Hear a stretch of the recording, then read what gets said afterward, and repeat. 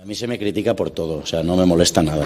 Sé dónde estoy, a partir de ahí, ¿qué quieres saber? ¿Si me molesta el sol? Sí, o sea, no voy a cambiar de opinión. Por más memes que me hagan, o sea, el sol nos molesta. El campo seco no nos beneficia. No voy a parar hasta que haya una norma con exactitud, porque en todos los deportes hay una norma por la superficie. ¿Por qué en el fútbol no? No me tengo que callar. En el golf, si el césped no está bien, no se juega. En el golf, si el césped no está bien, no se juega. En el golf, si el césped no está bien, no se juega. En el tenis, si llueve, se para. Este programa es presentado por agrogolfsolutions.com, asesoramiento integral en campos de golf y césped deportivo. Bueno, hoy estamos con José Manuel Lara, que es uno de los responsables de que nosotros tengamos trabajo. Como en anteriores capítulos, Matías nos contó, el greenkeeper de Pilar Golf Club, nos contó que ellos preparan el campo para los árbitros. Y en el último capítulo tuvimos al árbitro que dijo que efectivamente el campo lo preparaban para ellos. Me quedé pensando, entonces, ¿qué hacemos los golfistas? O sea, están los greenkeepers que lo preparan, los árbitros que son los agraciados por la preparación del campo, pero alguien lo tiene que jugar. Entonces, sé que para el golfista de fin de semana como yo, pues se preparará de una manera, pero hemos invitado a José Manuel Lara, jugador profesional, ganador 2 veces del European Tour y no sé cuántos otros títulos más en el palmarés, pero José, preséntate un poco porque además de jugar al golf, hace varias cosas dignas de mención. Pues sí, Rolando, muy buenas a todos. Como bien has dicho, jugador profesional, aparte comunicador, tengo el programa de televisión, fundador de Movistar Lara Golf Academy, un programa que ha estado en antena y sigue en antena desde los últimos, llevamos 8 años ya, hemos grabado casi 400 programas de media hora, de los cuales, pues bueno, el guión es absolutamente mío, o sea, lo llevo yo, lo dirijo y bueno, aparte de eso, promotor de torneos de profesionales, que ahí llegaremos también, con el tema de preparación de campo. Llevo el equipo nacional de Andorra, que es donde estoy, donde vivo, y bueno, y me queda un añito y algo para entrar en el circuito senior, o sea que ya lo tengo ahí, eso es algo que tengo muy cerca también. Vale, o sea, por un lado eres joven dentro de los seniors, así que vas a entrar ahí con todas las pilas, con todas las fuerzas. Te veo entrenando, has empezado a jugar también algunos torneos, estás jugando circuitos. Yo te sigo en redes, animo a todo el mundo a que siga. Sí. Es Lara Academy Golf. Y JM Lara Golf. Y JM Lara Golf, donde realmente está muy bien porque da muy buenos consejos, muy buenos tips. Son cortos en el buen sentido, digamos, no es que tienes que echarte media hora para ver cómo hacer un swing. Haces cosas que me gustan mucho, que nos gustan mucho a los que creemos que hay cosas que son pecado, como patear de fuera del green o incluso del bunker. Nos dices cómo jugar golpes que, claro, estamos mal acostumbrados de ver en la tele que todo tiene que ser drive y wedge en los par 5 y no es así. Entonces realmente, claro, lo que veo en tu canal, digamos, es muy aprovechable todo. Entonces, como te comentaba fuera de micrófono, aquí no, hoy no. Si nos quieres dar después algún consejo, bienvenido sea, por supuesto, pero la finalidad del podcast es ver la otra visión. Como te comentaba, me llamó mucho la atención cuando en uno de los primeros capítulos Matías nos dijo que ellos preparaban el campo para los árbitros. Y yo digo, ¿cómo para los árbitros? ¿Lo preparan para los jugadores? No, lo preparan para los árbitros, porque viene el comité de reglas, que sé que los pone verdes, que si está mal, que esto, que lo otro, y tal. El comité de reglas es o los árbitros los que deciden, o el organizador del torneo, qué tan mal está, digamos, o qué tan difícil, tiene que ser la condición, que los greens a qué velocidad, eso lo decide ya el comité. Y al final vais vosotros a tratar de hacerlo lo mejor posible, igual que nosotros los fines de semana. Entonces, a mí me gustaría que tú, por ejemplo, me cuentes un par de cosas. Aquí hablamos mucho de césped, bunkers y esas cosas. Entonces, tenemos historias distintas yo tengo algo con el tipo de césped de mi campo, que es 100% bermuda, quitando los greens, pero 100% bermuda. Siempre digo que la última chuleta o divot lo saqué hace 10 años. A un jugador como tú, ¿qué diferencia notas cuando juegas en un campo si tiene bermuda, si tiene si tiene ryegrass, si tiene, principalmente en las calles, ¿no? Si tiene, me habías comentado algo de la gira asiática que tiene mucha zoysia y kikuyo. Sí. ¿Qué me puedes decir? ¿Cómo los ves? ¿Cómo los encaras los campos? Dependiendo, ¿no? Dependiendo de, como bien has dicho, del tipo de hierba, nosotros viajamos con diferentes... Yo llevaba 2 wedges distintos, 2,58 grados diferentes, con una panza distinta, con un bounce mayor o menor, dependiendo de dónde jugaba, porque el palo se enganchaba más o menos de una manera determinada, dependiendo en qué hierba aproches, ¿no? En Bermuda siempre... nos ha costado bastante aprochar, sobre todo cuando está muy cortadita, cuando la tienes en contra y un poco de arenilla, es una zona muy falsa, ¿no? Porque hay que tocar mucha bola, ¿no? En esa zona hay que tocar mucha bola, porque a la mínima que roces antes, el palo se clava, ¿no? y la bola no sale. Entonces ahí yo generalmente jugaba con un palo que era un filo, o sea, era un cuchillito, tenía muy poco bounce para afilar bien y para cortar.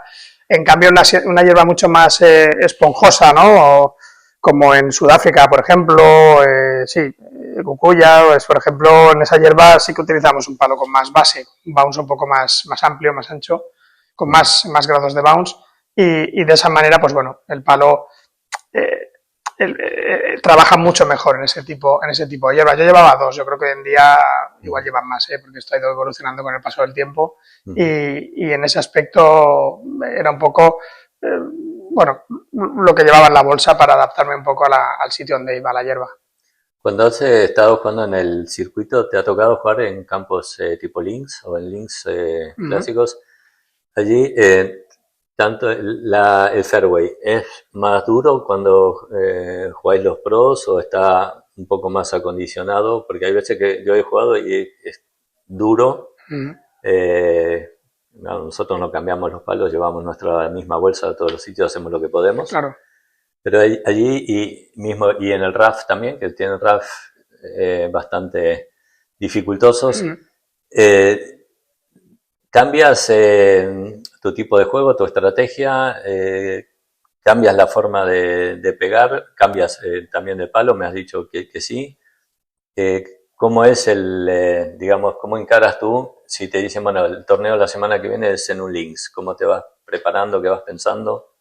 Saco el sun de menos bounce, para empezar, o sea, el 58 grados, y luego pues siempre llevo un hierro 2, un hierro potente para echar la bola a rodar, a bajar. Es verdad, cuando juegas mucho links y hace mal tiempo, el swing se acaba cortando muchísimo, al final acabas jugando con medio swing o 3/4 de swing, ¿no? Echar la bola a rodar, es de lo que se trata un poco en los links, ¿no? De adaptarte a ellos, botar la bola mucho antes por esa dureza que comentabas, botar la bola mucho antes de lo que sería tu punto de bote lógico, ¿no? En un golpe de 170 metros a lo mejor tienes que botar la bola con viento a favor a 150.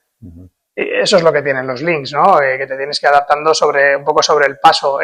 A mí me gusta cuando voy a jugar un link siempre llegar días antes para cambiar el chip. Es muy difícil cambiar el chip en un día, en un links. Sí. O sea, tienes que estar ahí 2 o 3 días de entrenamiento duros, con mal tiempo, para lo que digo, ¿no? Sobre todo las zonas de bote. O sea, saber dónde, cuando tiras a un green, oye, olvidarte la bandera. Incluso, es que ha habido veces que hemos jugado golpes de 100 metros, 110, que hemos tenido que botar la bola pues, a 80 metros, 20 metros corto, cuando estaban realmente duros, ¿no? Y yo he tenido una oportunidad, yo he jugado mucho en links, me faltan 2 campos del rotativo del Open solo por cerrar, o sea, los he jugado casi todos.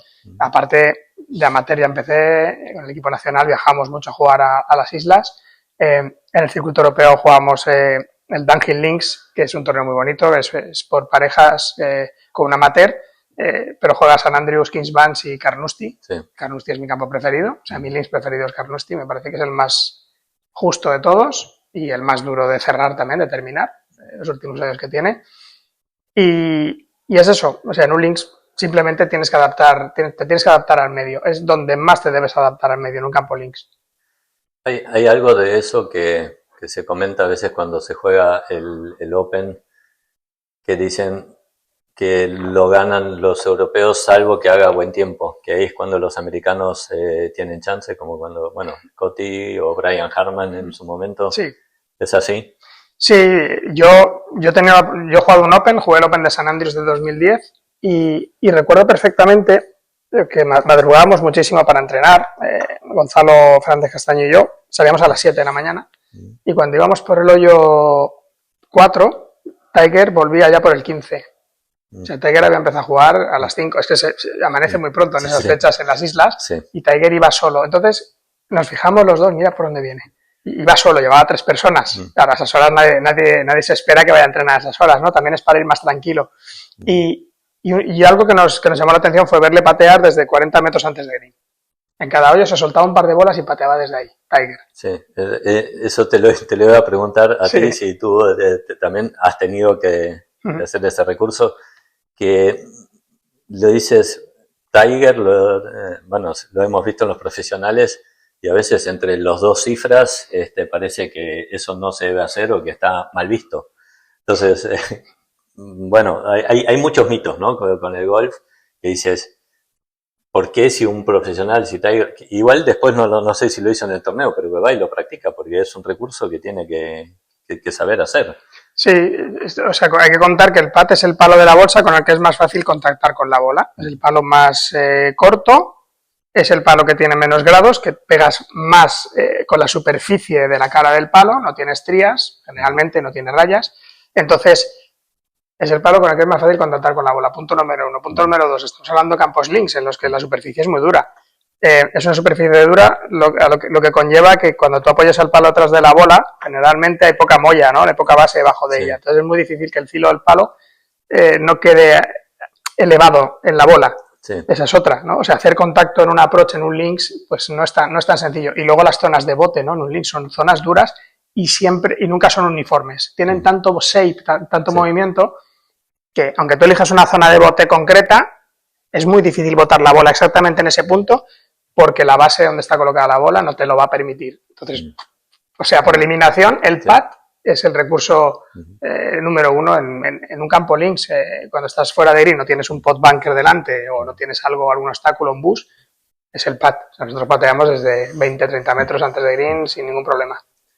Y claro, a contrapunto, digamos, tenemos los campos, los Parkland, los más típicos americanos. ¿Son campos de golf o es Disney eso? Hay campos muy buenos. Hay campos muy buenos. Yo, no sé, por ejemplo, Bethpage Black, que es un campo que conozco bien, en US Open, el Bridgestone, el Firestone Country Club, que está en Akron, en Ohio, ahí se juega un campeonato del mundo que siempre ganaba Tiger. Siempre ganaba Tiger, digo, porque era el único jugador que terminaba bajo par. Claro, es un parkland, pero es un campo preparado con un RAF altísimo, un RAF de unos 20 a 30 centímetros. Algo curioso de ese campo es que el RAF por la tarde, yo recuerdo ir a hacer footing por el campo, por los alrededores, y ver unas máquinas, unos tubos de aire con los que levantaban el RAF. Okay. Lo volvían a peinar, estaba aplastado de la mañana. Hacían la peluquería. Y lo volvían a levantar, ¿vale? Sí. Es el único sitio en el que lo he visto. Okay. Entonces, claro, levantaban otra vez el RAF al día siguiente y te encuentras un campo precioso con unos árboles espectaculares, también un campo de tubos de árboles muy rectos, o sea que o le pegas a la bola muy recto, si es un jugador que juegas con efectos ya lo llevas mal. Sí. Y con un RAF preparado cada mañana, altísimo, pero tan alto que no coges otro palo que no sea el palo más abierto de la bolsa para sacarla, no hay oportunidad. Ahí cuando te vas al RAF, están los spotters, los que marcan la bola, y cuando llegas a esa hierba, la bola solo la ves ya cuando estás encima de ella, ¿vale? Puesto en la vertical. La tienes que sacar hacia adelante. ¿Por qué ganaba Tiger? Porque Tiger era el que más largo iba, el que más escapaba y iba a la zona pisada del público. O sea, Tiger en ese campo no trataba de ir recto. Trataba de darle lo más fuerte posible, que es un poco la estrategia que ha utilizado Rory este año en el Masters. Darle lo más duro posible, que en esas, aunque me escape, eso es el golf moderno, la zona de hierba alta está pisada y desde ahí la tiro al green. Bueno, lo que le llaman el Tiger RAF. Eso es. Sí. Eso es. Aparte de que él la sacaba de ese RAF, que tenía más potencia, él la podía mover más, pero aún así, lo de despeinar, lo de volver a poner el RAF arriba, o sea, peinarlo otra vez para la mañana siguiente, me parece, era algo increíble. Vale. Atención Greenkeepers, ahí tenéis un dato para un trabajo interesante. Que lo voy a hilvanar con lo que estábamos hablando antes. Yo estaba escuchando estos días, no sé si lo has escuchado a Gary Player hablando sobre el tema de las distancias, de que al final el golf, por supuesto, estamos diferenciando entre amateurs y profesionales. Yo creo que, bueno, en otros deportes, claro, no son individuales, es uno contra otro, pero hay alguna evolución en el césped, en el mantenimiento, por supuesto, en el campo de fútbol o de tenis, pero al final la evolución es para todos igual. Es decir, yo juego en la misma pista que Federer y juego al fútbol en el mismo campo que Messi. O no, o sea, no jugaré nunca contra Messi ni contra Federer. Pero estamos haciendo cosas como alargando los campos porque pegan más. Están estudiando el tema de las bolas, que tú me dirás si lo ves claro eso o no. Y claro, lo que decía Gary Player también con otro sentido es que por qué estamos haciendo esas cosas que al final que también redunda en gastos. Porque hacer un campo más largo es más maquinaria, más riego, más fertilizantes, más esto. ¿No deberíamos poner otro tipo de restricciones al juego largo o al, no sé, buscarle una vuelta para que no hagan scores tan bajos, que tampoco sé por qué molestan tanto, pero bueno, ¿tú cómo lo ves digamos, desde tu punto de vista? O sea, hoy me has llegado de 2 fácilmente a green en 2 golpes. Me imagino que Bryson, bueno, en vez de hierro 7, pega aprocha directamente, sí. No lo sé.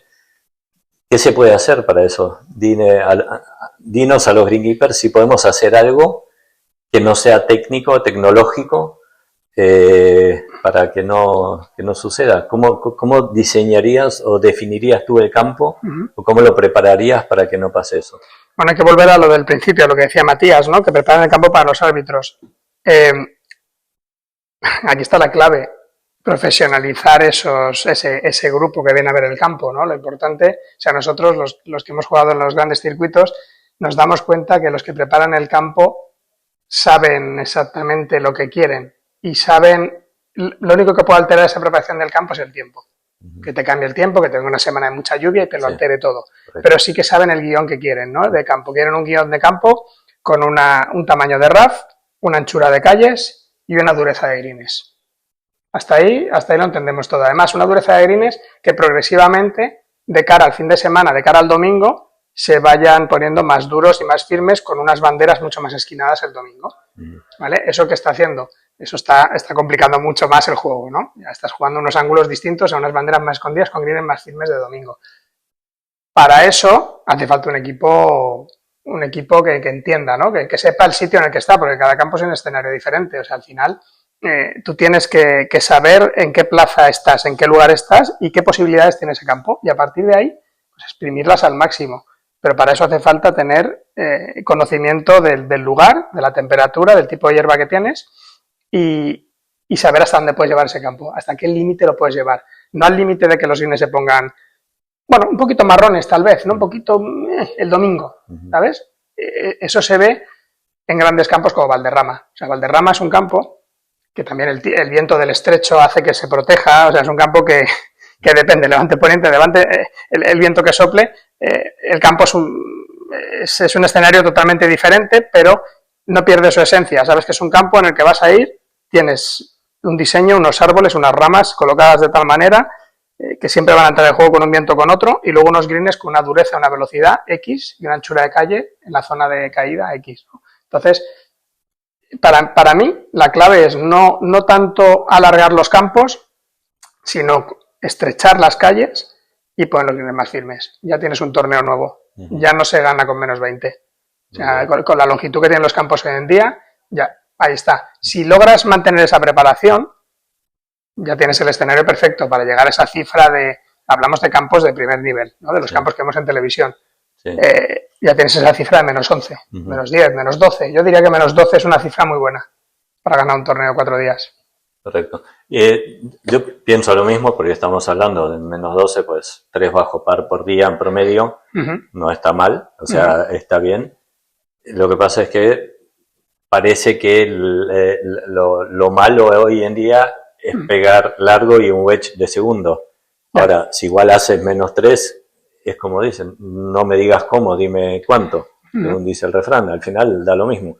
Si llegas de 3 en un par 5 y haces 2 pads, pues igual haces 5 o verde. O sea, a mí me parece raro que no es mi discusión ni mi tema, pero que se esté hablando tanto de querer bajar el score con material, con no evolución del material, etcétera, cuando en realidad al que más beneficia es al aficionado. Como digo, cuando yo empecé a jugar, si hubiese tenido los palos de hoy, hubiese tenido 5 o 6 golpes menos de handicap. Creo que sigo pegando la misma distancia después de 30 años por los palos, no por mi swing.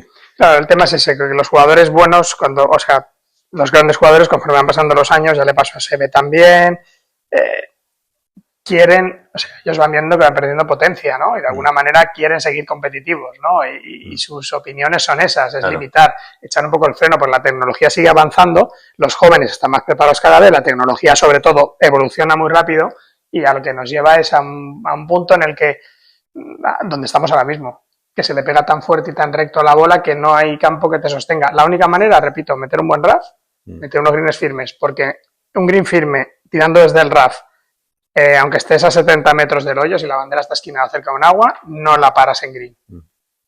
Sí. Habría que llegar ahí. Sé que es difícil en el mantenimiento del campo, depende de qué campo, pero esa es la única clave que veo. Sí. Hablando de lo que estamos hablando hoy también, ¿no? Hablando de mantenimiento. Hablando de mantenimiento y específicamente, bueno, de torneos de profesionales. Sí. Nosotros, los jugadores de fin de semana, siempre está difícil el campo. Siempre nos estamos quejando. O sea, a veces están muy rápidos los greens y están a 9. Ya. En tu época del Tour, ¿las velocidades eran iguales que las de hoy? ¿O se ha ido subiendo la velocidad de los greens? ¿O eso se ha mantenido? Depende de la zona a la que íbamos. Eran un poco, en algunos puntos más lentos. En el desierto, cuando empezamos en el desierto, porque el año empezaba en Sudáfrica generalmente, a veces en Hong Kong también. Los greens de Sudáfrica no eran rápidos, tipo hierba. Luego llegabas en enero a Emiratos Árabes y volaban. Eran rapidísimos, rapidísimos. Una bermuda pelada, duros, y eso sí que corrían, ¿no? Los de Qatar también eran los greens durísimos y muy rápidos, muchísimo viento. El viento lo secaba porque además hacía calor. En cambio, luego ya nos íbamos hacia la zona de China, de Asia, la India, y ahí no eran rápidos. Por lo mismo, ¿no? Diferentes tipos de hierba, diferente tipo de mantenimiento, ya no, o sea, estamos hablando que igual pues estamos jugando unos greens a 10. Nosotros estábamos, hoy en día las velocidades de los greens han subido, o sea, ahora ya no te encuentras ese tipo de greens en el Tour, ¿no? Parece que todo se estabiliza un poquito más. Y eso que en Europa viajamos mucho, se llama circuito europeo, pero es global. Sí. O sea, hemos jugado en Nueva Zelanda, hemos jugado mucho en Australia. Australia es una pasada. Australia es un mundo diferente, o sea, no tiene nada que ver los tipos de campo de Australia, porque son un mix, son una mezcla entre parkland y links. O sea, ellos fusionan eso, ellos tienen campos entre árboles, pero con dureza de links y bunkers de americanos, ¿no? Profundos, recortados, con taluds en los que la bola cuando cae coge velocidad, se va al otro contra talud. O sea, Australia es otra perspectiva, es otro mundo, ¿no? Cuando llegas allí dices, esto no me suena, esto es diferente, estoy en la luna, ¿no? Interesante. Sí. Entonces, bueno, en Europa pues teníamos esa variedad de velocidades de greens, porque vamos a muchos países diferentes y continentes. Ahora yo creo que eso se ha profesionalizado todavía un punto más y se consigue casi llevar a la misma velocidad. Nunca va a ser como en el PGA. En el PGA sí que cada semana tienen la misma velocidad y de ahí que se metan tantos pads. Siempre nosotros nos preguntamos, ¿pero cómo meten tantos pads en Estados Unidos? Uno, principal, el mantenimiento. O sea, es impecable. O sea, es impecable y súper homogéneo. Eso no es que tienes que estar pensando, este green está más rápido, este campo es más lento, el otro. O sea, es todo. Y bueno, otra vez la pregunta, ¿eso va a favor o en contra del espectáculo? Yo repito, a mí el espectáculo me parece, o sea, a mí me gusta un torneo, como he dicho antes, un torneo de menos 12 tiene de todo, tiene birdies, tiene eagles y tiene drama. Seguro que hay drama. En un torneo que se gana, vimos el Masters de Augusta este año, un torneo que se gana con esa cifra, tiene drama seguro. Porque van a haber doble bogies incluso para el que gana, ¿no? O sea, que sepas que te puede caer un doble bogey, aunque estés fino esa semana, el campo te va a dar en algún momento porque está preparado de tal manera que te está esperando. O sea, que tienes que ser muy inteligente para jugarlo. Por eso digo, que no sea... No, es que tiene que tener variedad Eso es. Y no, yo creo que a los aficionados nos gusta ver no solo pegar largo, porque el pegar largo tuve la oportunidad de ver a jugadores, a Rory, a Bryson. Claro. Es una pasada estar al lado en el tee de salida y verlo pegar. Sí. En la tele no se aprecia tanto, pero tenerlo al lado, pero al final es un bombazo. Ahora, cuando sacan de un rafalto y te la dejan dada, eso de la arena, eso es más bonito. Eso es bonito, claro. Eso es bonito. Sí, yo sí que me iría a una bola, Rolando, a una bola que generase más revoluciones, más spin. Eso sí que se ha estado hablando, ¿vale? Lo de la bola. Pero una bola que solo la utilicen los profesionales. Cuéntame cómo ¿vale? es eso. O sea, una bola que genere mucho más spin. Al generar más revoluciones, más spin, será una bola que, bueno, que no vaya tan recta, ¿no? O sea, que te escapes mucho más, que el viento la mueva más, ¿vale? Querían limitar las revoluciones de la bola para que volara menos, pero yo me diría, si es posible, no sé si a través de las capas se puede generar una bola antigua o la balata que teníamos cuando empezamos, que le dabas un filazo y la rajabas, esa era una bola que cuando pegabas contra viento, el viento la cogía, la levantaba, ¿no? Entonces, ¿dónde nos iríamos? Los jugadores que van muy largo seguirían yendo largo, un poquito menos largo. Es verdad que desde alrededor de green frenarían más la bola, tendrían más habilidad, pero sería una bola que cuando tires desde la calle harías demasiado backspin, ¿vale? O sea, no tendrías el control ya no tenías tanto control, tendrías que jugar con otro tipo de palos, adaptar el swing, o sea, y veríamos más curvas, ¿vale? Más movimiento. Pues un Bubba Watson, por ejemplo, es un jugador que a mí siempre me ha encantado verlo jugar, porque lo hace raro, lo hace como tal, pero pega unas curvas de la leche. Mickelson, a mí Mickelson me encanta, yo que se escapaba, que daba espectáculo, ¿no? Pero es que ya no se ve esas escapadas y sobre todo las recuperaciones. Nosotros hemos aprendido a jugar, a hacer con un palo muchas cosas, porque las bolas que utilizábamos cuando empezamos generaban mucha revolución, se movían mucho, podías generar curvas. Hoy en día todo es mucho más lineal, ¿vale? Entonces el golf divertido para mí es el de el de la imaginación. El de crear golpes y no el de ball striker. Eso sería, yo creo que sería un punto interesante, volver a, viento fuerte a la derecha, viento de 20 kilómetros por hora, pues dar una bola que vaya así. Con el tema, yo te voy a seguir haciendo preguntas tontas, ¿no? O sea, elevar la altura del fairway, o sea, el corte del fairway, que el fairway no sea, o sea, un poquito más. ¿Eso cómo influiría o tendría sentido o no? Bueno, influiría seguramente en eso, ¿no? Que la bola no avance tanto, no ruede tanto. Habría que ver hasta qué punto, ¿no? O sea, si se utiliza para que la bola no ruede tanto, o si se utiliza para darle una altura en la que ya cuando golpees a la bola se meta algo de hierba entre cara del palo y bola y salga más suelta, ¿no? Influiría, no sé en qué aspecto podría influir, a lo mejor negativamente, que se quede con barro la bola, que eso puede ser un problema, puede alterar demasiado el juego, pero bueno, podría ser una opción para que la bola no ruede tanto, ¿no? Y los bunkers. Sacan demasiado fácil de los bunkers. O sea, sacan demasiado fácil. Obviamente, por eso sois buenos, los pros. Pero si juegas no te digo en un bunker no rastrillado, siempre hay que rastrillarlo. Pero si el bunker no fuese una superficie impoluta, perfecta, recta.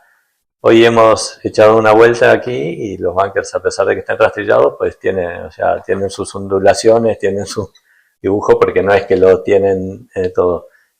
¿Tú crees que los bunkers tienen que estar perfectos para que el jugador, porque, perdón, os quejáis mucho? No digo tú personalmente, pero te pongo en la bolsa de los jugadores, de que se quejan cuando vemos en la tele, de que Sergio, creo que fue, que se quejaba de que no rastrillaba bien el bunker.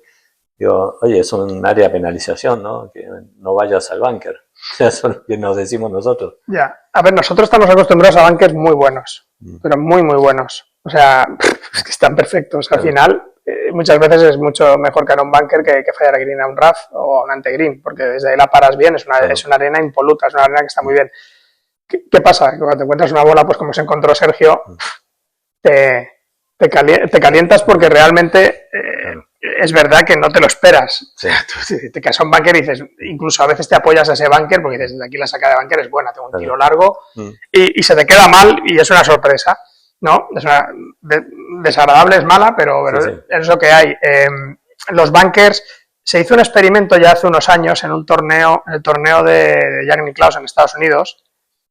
en el que se rastrillaron, o sea, a los rastrillos les pusieron unos dientes mucho más anchos, ¿vale? Se les puso unos dientes más anchos para que dejaran huella, dejaran rayas, Sí. ¿vale? Se hizo y se jugó ese torneo al PGA esa semana. Ninguna bola se quedaba bien en el bunker. No se ha vuelto a hacer. Yo creo que se hizo 1 o 2 años, uno seguro. Y cada vez que caías un bunker, la bola salía suelta. O sea, no, ya no recuperabas. Ese experimento fue muy interesante, ¿vale? Porque lo decidió Niklaus. Dijo, esto lo vamos a hacer. Y claro, al dejar esas huellas, la bola siempre va buscando el agujero y siempre se quedaba hundida. Y era un poco cómico, pero bueno, los jugadores sabían que esa semana si caían en bunkers se iban a penalizar. No llegó a cuajar y lo hizo Niklaus. Claro, no llegó a cuajar porque se habrán quejado. Se quejaron todos. Sí, claro. Todos queremos, es obvio que los pros ganan, o sea, se juegan el dinero ahí y no quieren que les vaya mal. Nosotros, los que pagamos, pues, bueno, aceptamos el campo como está, también nos quejamos. No nos hacen tanto caso como los pros, porque siempre nos quejamos los jugadores, o sea, que el green está rápido, que está lento. No somos nosotros, no es nuestro swing, siempre es culpa del palo, de la bola, del viento. Pero bueno, los pros que sí saben lo que hacen, entiendo que se quejen. Pero, chicos, deja que se quejen. Es decir, los jugadores de fútbol también se quejan cuando van a un campo, pero tienen que jugarlo y hay campos que tienen menos presupuesto, pues no tienen el mismo campo. Y allí está en juego la integridad del jugador, porque bueno, jugar en un patatal no te puedes lesionar, claro. Sí. Hablando de lesiones, tú tuviste una lesión en la mano y ¿no era para ti lo mismo el tipo también de césped y de golpe que ejecutabas? ¿Cómo es eso? Sí, tuve una lesión en la mano, en la muñeca derecha y hace unos años. Y sí que es verdad que, bueno, yo noté un clic jugando un día, pegué un golpe al suelo y noté un pequeño clic. Y a partir de ahí no era un dolor constante, era un dolor que simplemente cuando golpeaba el suelo, chipeando, me daba un calambrazo. En cambio, si pegaba la bola con el driver desde el tee no tenía ningún problema, si pegaba hierros largos desde la hierba, porque yo no pego muy directo, o sea, no soy como tú, o sea, no saco mucha chuleta, pego hacia arriba, pego en ascendente.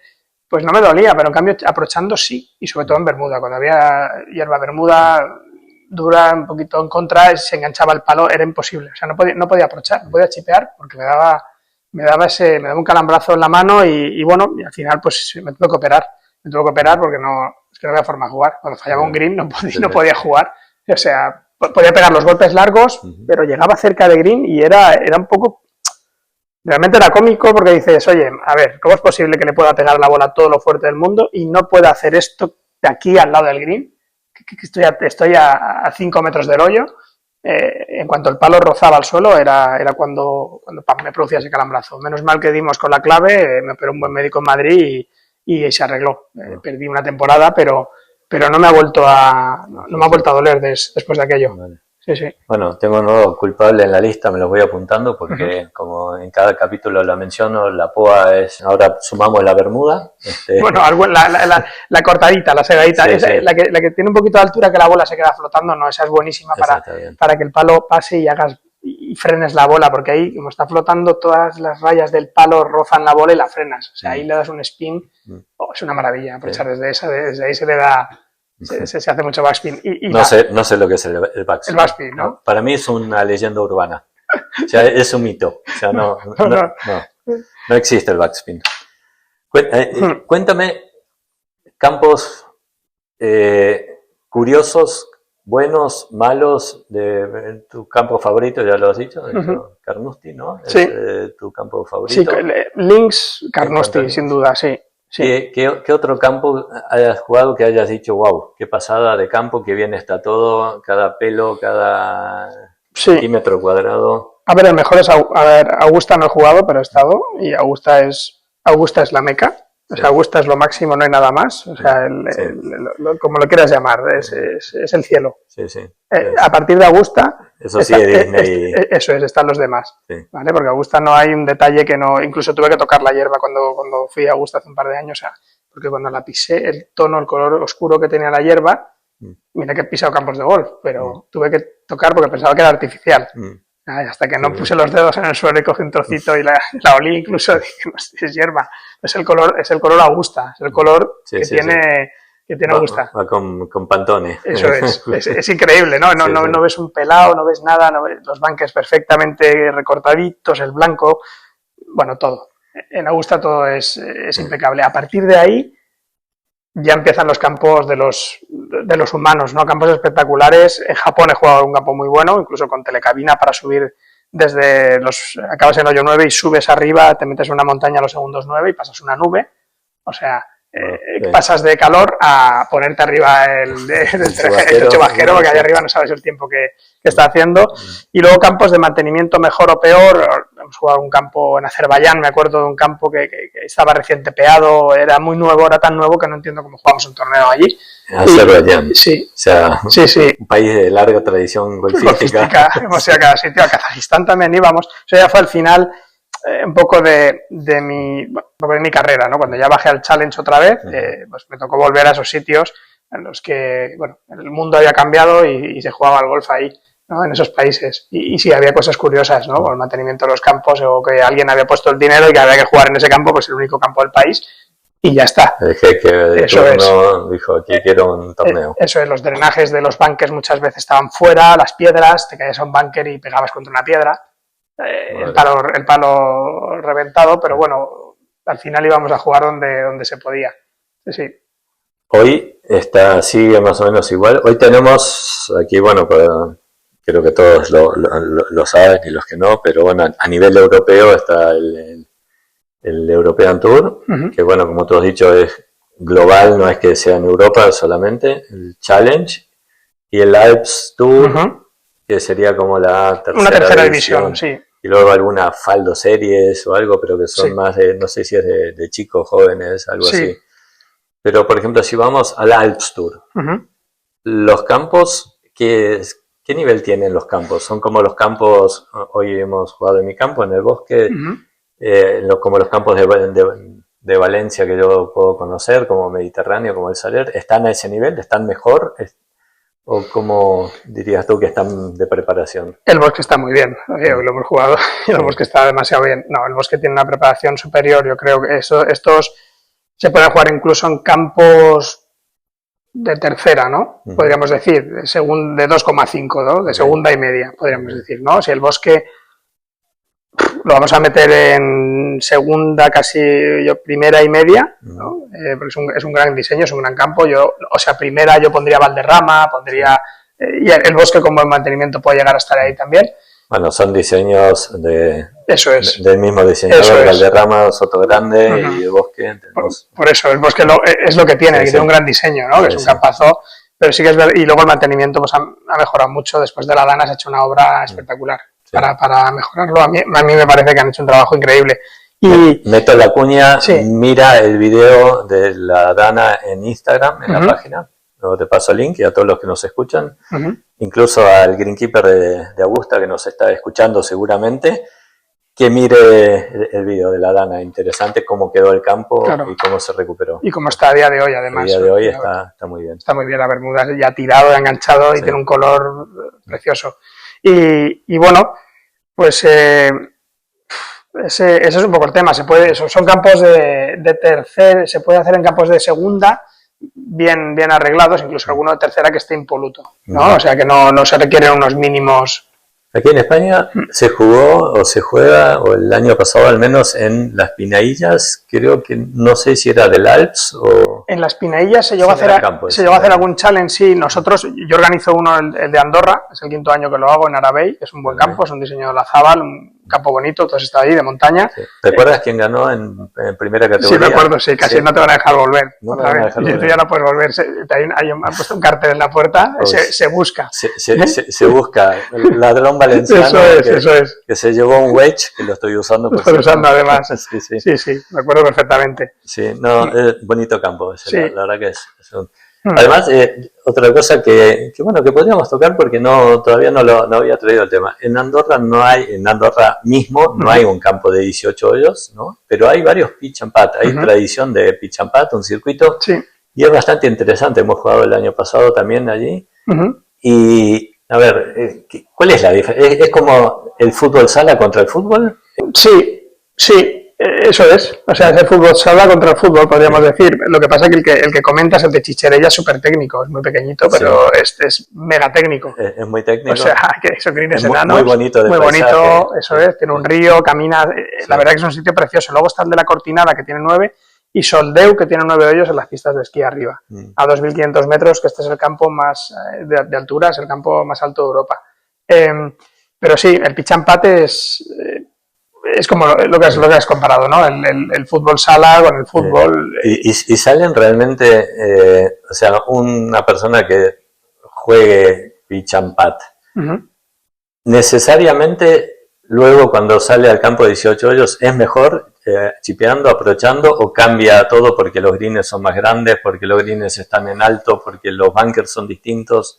O sea, hay una correlación porque justamente, en este tal vez mal ejemplo, pero entre el fútbol sala, no por ser un gran jugador de fútbol sala vas a jugar a un campo de 11 y eres bueno. Tienes mucho dominio técnico, pero no... Claro, recortas, ¿no? Haces recortes, haces quiebros, haces regates. Correcto. Pero, claro, aquí lo que pasa es que en el pitch and putt se pega desde esterilla, ¿no? Empiezas el tee y sales desde una esterilla. Eso ya en el campo grande no lo tienes, ¿no? Pero sí es verdad que en los approach apretados, o los approach cortos, es que hay varios tipos de pitch and putt. Creo que hay medidas más largas y greens más amplios y más pequeños, ¿vale? Entonces, el que juega mucho a pitch and putt recupera mucho mejor. Recupera, aprocha, aprende, ¿vale? Aprende, tiene la, ¿cómo te diría? El enfoque del espacio, del golpe que tiene delante, donde quiere botar la bola y cómo la quiere echar hacia el hoyo. Yo juego con gente a pitch and putt en Andorra, que alucinaríais.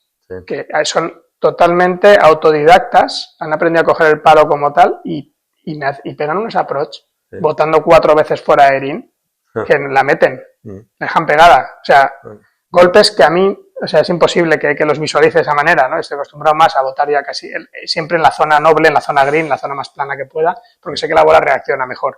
Ellos han aprendido a echar la bola hacia el hoyo de cualquier manera y es increíble verlos porque, yo te digo, o sea, gente mayor que han aprendido a jugar allí, solo juegan ahí y conocen todos los rincones del campo.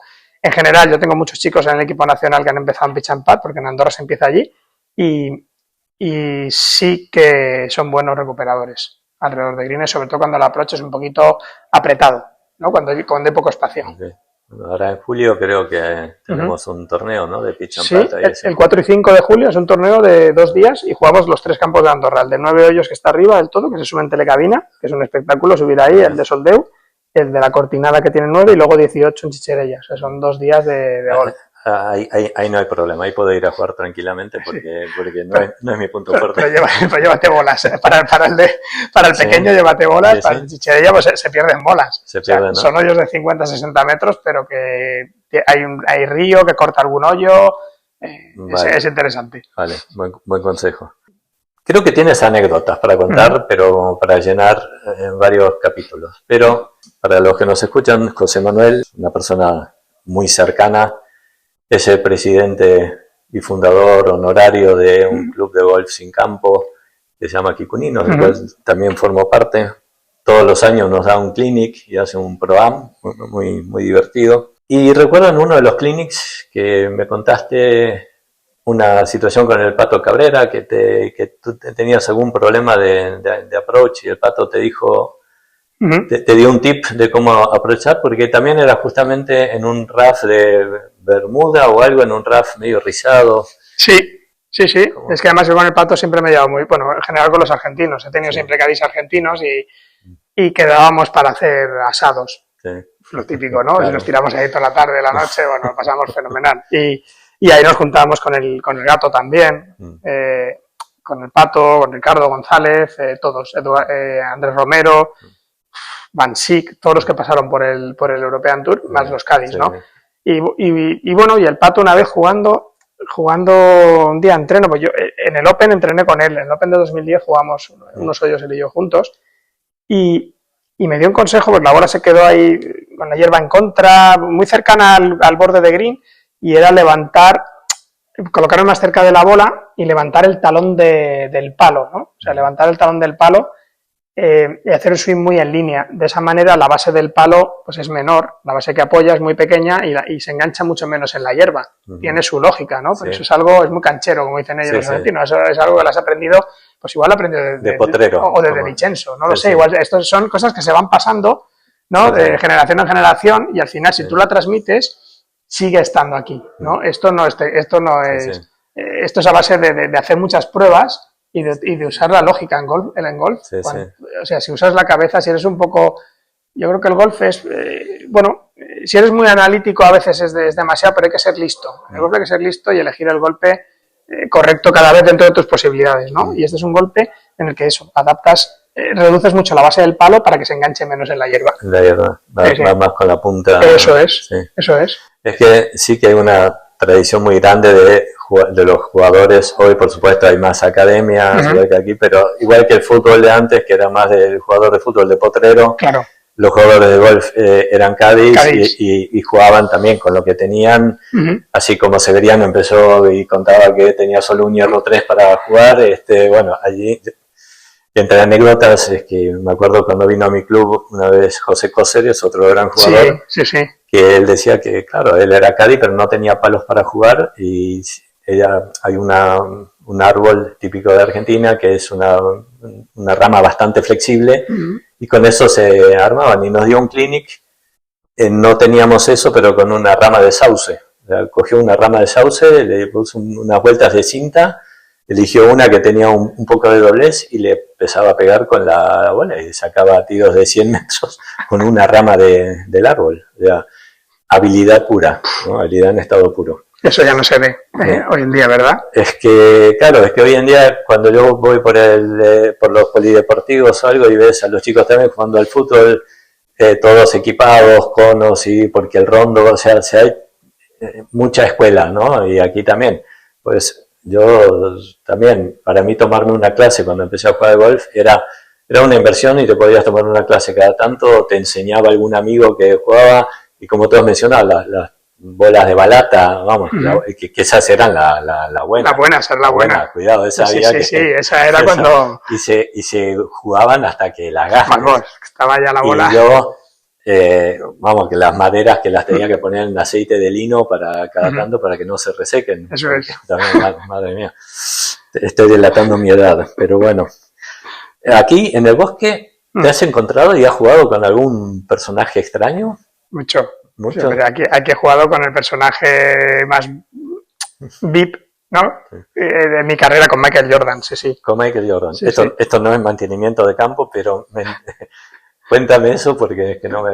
Sí, pues un amigo que trabajaba aquí, Arturo Manzano, él trabajaba estaba en la tienda y me llamó una tarde, oye, que Michael Jordan está aquí. Digo, ¿cómo? ¿Michael Jordan? Sí, que ha venido porque venía cada año al tema de las motos en Cheste. Tenía un equipo y venía a ver las motos, esto era octubre, noviembre, sí. Y que quiere jugar con un buen jugador, con un pro, va a venir con unos amigos y tiene un hueco para uno que si vienes. Y bueno, dije, vamos si voy. Me planté, no sé, de Manises aquí en nada, en 15 minutos. Y jugamos, llegué aquí, lo vi, nos dimos una mano, empezamos a hablar, hicimos una partida de 9 hoyos con 2 amigos suyos y nada, esa tarde perfecto. ¿Qué plan tienes esta noche? Pues no lo sé, tal, venga, vente a cenar con nosotros. Me fui a cenar con ellos y así todo empezó. El día siguiente jugamos 18 hoyos, ellos jugaron 36, al día siguiente otra vez volvimos a jugar 18 hoyos, o sea que jugué 3 vueltas de golf con él y salimos por la noche, cenamos, tengo un recuerdo muy bueno, sobre todo a nivel personal. A nivel personal me pareció un tipazo, o sea, increíble. Y juega bien, el Moreno. Juega bien porque solo juega. O sea, al final en aquella época solo jugaba y sigue solo jugando, o sea, a él le encanta el golf, él juega todos los días que puede. O sea, que es un gran aficionado a este deporte y un gran embajador también. Sí, fue increíble, la verdad que fue una experiencia tremenda. Claro, sé que obviamente en el circuito habrá jugado con profesionales muy conocidos, pero claro, una cosa es estar jugando el circuito donde lógicamente todos son profesionales, pero aquí en el bosque, en esta pequeña casa, ¿has tenido algún otro caso? Sé que anduvo Vijay Singh por aquí en algún momento, no sé si tú has coincidido. Yo era muy pequeño. Vijay Singh estuvo aquí y estuvo en el Saler. Estuvo un mes viviendo por aquí. Primero entrenaron en el Saler, se quedaba en un hostal. Hay un hostal que en aquella época no estaba nada bien, pero él no tenía muchos medios y Vijay vino a Valencia, estuvo entrenando allí un mes quedó segundo, se jugaron 2 torneos del Tour aquí, tenía 2 invitaciones, quedó segundo en el Saler y ganó el del Bosque. Y a partir de ahí saltó al European Tour, con su categoría de ganador, ¿no? O sea, un señor de Fiji, altísimo, que no paraba de tirar bolas, que estaba todo el día entrenando. Pero lo que pasa es que esa fue una época anterior a la mía. Yo era muy pequeño cuando él vino. Lo llegué a ver practicar, yo vine a ver este torneo, pero yo era muy pequeño. Entonces, con BJ no llegué a jugar aquí. No. ¿Mejor jugador con el que hayas compartido una ronda? Eso que dices, ay, cómo la toca, cómo, qué precisión, o qué largo pega, o qué malo es y qué está haciendo aquí como pro. De esos muchos, de esos sí que juego con algunos que dices, madre mía, y qué nivel. Puede ser Mickelson, Daly. ¿Has jugado con John Daly? Sí. ¿Qué persona? Varias veces he jugado con John Daly. He jugado 4 veces, sí. Sí, John Daly. John Daly, pues el talento, aparte de Sergio, por supuesto, que Sergio compartió muchísimo. John Daly puede ser el mayor talento que ha dado este deporte, el más desaprovechado. Increíble, sí, ¿no? Increíble. Lo fuerte, lo larguísimo que iba y recto, y el juego corto que tenía. Sí, mano de manteca tenía. Pero te aparecía con 4 Pepsis allí, 3 hamburguesas por la mañana, en chanclas. Ya veías que sí. Y Pepsi. Y Pepsi, eso es, era Pepsi. Era Pepsi. Sí, hamburguesas de McDonald's y dejaba todo el patín hecho un desastre. Pero muy buen tipo también, muy buen tipo, muy buena persona, e increíble jugar con él porque era diferente. Lo que hace Shambo ahora de volar los doglegs, él lo hacía hace mucho tiempo, al igual que Tiger. O sea, estos ya volaban los doglegs a principios de los 2000. Sí. Esto no, y con otras herramientas también, hay que decirlo, con otra tecnología que no tiene nada que ver, y con una bola que no hacía lo que hace esta bola, que es un misil. Daly. Me quedo con él. Qué verdad. Sí que, bueno, es uno de esos personajes curiosos que ha dado el golf. Sí. Y como dices tú, desaprovechado, se desaprovechó él, no lo sabremos, pero... Lo ha vivido a su manera, ¿no? Se ve que igual está feliz y tampoco le va muy mal, pero... ¿Hay algún de esto? Creo que es en Netflix, hay algo, o en Amazon, en alguna plataforma. Hicieron un especial y cuenta, ¿no? Cómo se gastó el dinero en los casinos y demás. Sí. Y dice que lo disfrutó. Dice que al menos él lo perdió, pero que lo pasó bien gastándolo. Y hablando de lo que decía de tecnología y tal, por ejemplo, lo de Bryson. Lleva todos los palos. O sea, para mí es un personaje, yo lo admiro, lo sigo, porque creo que más allá del juego, que Tiger ha revolucionado un poco el juego en su momento, creo que el que más cambió o más le dio es Bryson. Tiene amantes y detractores por igual, pero realmente ha hecho, y yo digo, hoy estamos hablando de fittings. Es complicado hacerle un fitting a Bryson, ¿no? Bueno, casi te lo hace él, ¿no? Porque es un científico, o sea, yo estoy contigo, o sea, Bryson es un jugador que ha conseguido cambiar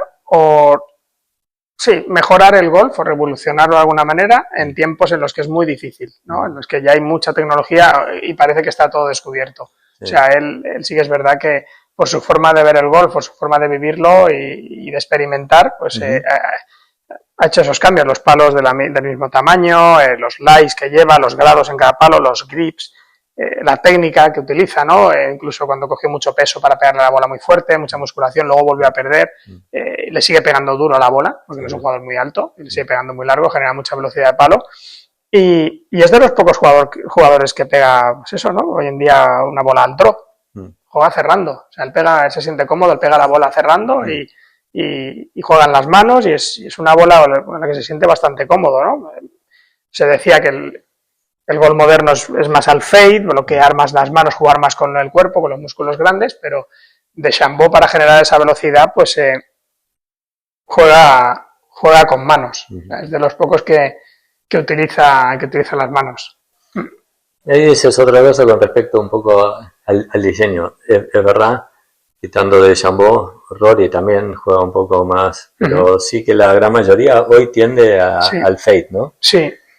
Es algo a tener en cuenta también. El árbitro que pasó por el programa que decía lo mismo, que en 1 o 2 generaciones los árbitros van a terminar siendo profesionales de golf. O sea, jugadores profesionales que hoy no lo son, como no lo son en el fútbol, no son jugadores de fútbol que se hacen árbitros, pero que al final va a tender a eso. ¿Por qué? Porque, oye, una cosa es solo estudiar las reglas y otra cosa es saber jugar. Claro. Si bien te exigen algún nivel de handicap, pero diseñadores, árbitros y comité de dirección de un torneo tiene que estar integrado, debería estar integrado por jugadores profesionales para saber incluso qué es lo que más les beneficia y qué es lo que más les perjudica. Es decir, si tú hoy dices, pues todos van al fade, pues hagamos un campo que vaya más alto de todos los hoyos para que no va, o sea, no cambiemos la bola, no cambiemos los palos, no cambiemos, cambiemos el diseño del campo. Sí, las banderas las ponemos a la izquierda y ya a un jugador de Claro. fade